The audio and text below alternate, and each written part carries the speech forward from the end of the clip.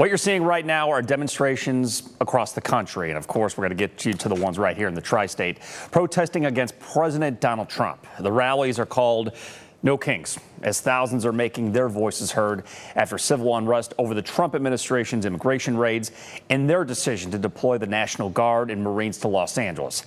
Thanks for joining us tonight. I'm Brett Bagansky. And we have more from those protests as part of our team coverage tonight. WCPO 9 News reporters Andrew Rowan, Sean Delancey are in Butler and Warren counties. But first, here's a look at some of the protesting that we saw right here in Cincinnati. A viewer sent us these pictures showing the crowd of UC's campus where they were hearing thousands of people came out to march along Clifton Avenue this morning. So here's a look at that same protest from the ground. This is what WCPO 9 News reporter Marlena Lang saw this morning. It started at 11 a.m.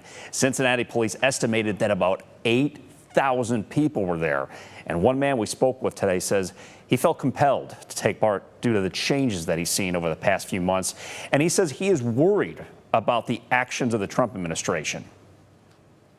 This is not the America that we have all loved for years and years. And there is a correct way for us to be making these changes that, well, everybody could agree upon. You just don't take a hatchet to everything that we have worked as a society in the United States to do for all this time. And Cincinnati police said things remain peaceful, and they also didn't arrest anyone or give anyone a citation during the demonstration. And these protests reached the vice president's old home just outside of Middletown's Town Mall. WCPO 9 News reporter Sean Delancey shows you what happened. More than 300 people showed up in Middletown, the largely conservative hometown of Vice President J.D. Vance. The concerns driving them here largely surrounding the potential rise in authoritarianism, loss of benefits, and more. No kings! No kings! By the dozens.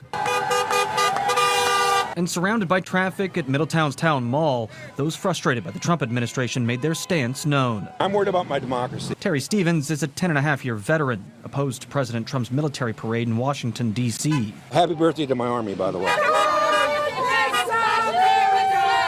Others chose Middletown as their protest hub because it's Vice President J.D. Vance's old stomping grounds. That's awesome that, we can have a word for J.D. Vance. Greg Fitchner drove in from Westchester with this sign he custom made in preparation for the protest. Why are you passionate about this? I just wanted to help all these people that were trying to get the word out, and we got a bad problem. I feel like we're in a revolution here that we've got to stand up and do our part. A handful of counter-protesters walked the crowd with Trump campaign signs. A fender bender briefly closed the intersection as the protest waned. Neither served as distractions for the crowd of hundreds opposing the Trump administration. Do you think that this is a message that will resonate within the White House? I think it's just beginning. Yes, and Trump hates this kind of thing, so we'll resonate with him. Now, the important part is, other than a few choice words exchanged between Trump supporters driving by and protesters here, things have remained peaceful. In Middletown, I'm Sean Delancey, WCPO 9 News. All right, Sean, thank you for that. So we're going to take you now to Loveland. That's where one of our area's last protests just wrapped up in the last hour. WCPO 9 News reporter Andrew Rowan is live in front of the elementary school. And Andrew, you saw another big crowd.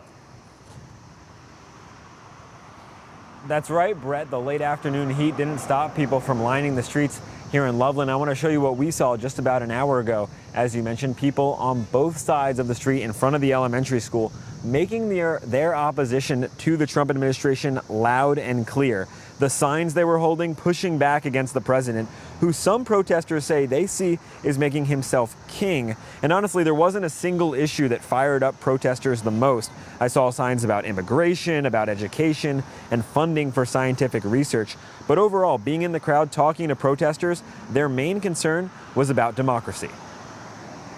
I am blown away. You know, in the past, this area has not exactly been progressive, but look at this today. Young to old, people left and right saying we're standing up for our democracy. We did a lot of that after 2016, but he wasn't as volatile there. But now this is he taking off the gloves. Well, we're taking off the gloves too.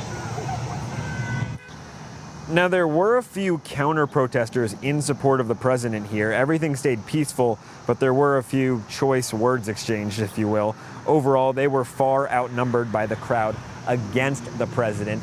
Now, a number of protesters did spend their day at other protests around the tri-state before coming here to Loveland. Brett, they said they wanted to make sure they could show support in numbers against the president's administration. Reporting in Loveland, Andrew Rowan, WCPO 9 News. All right, Andrew, thank you for that.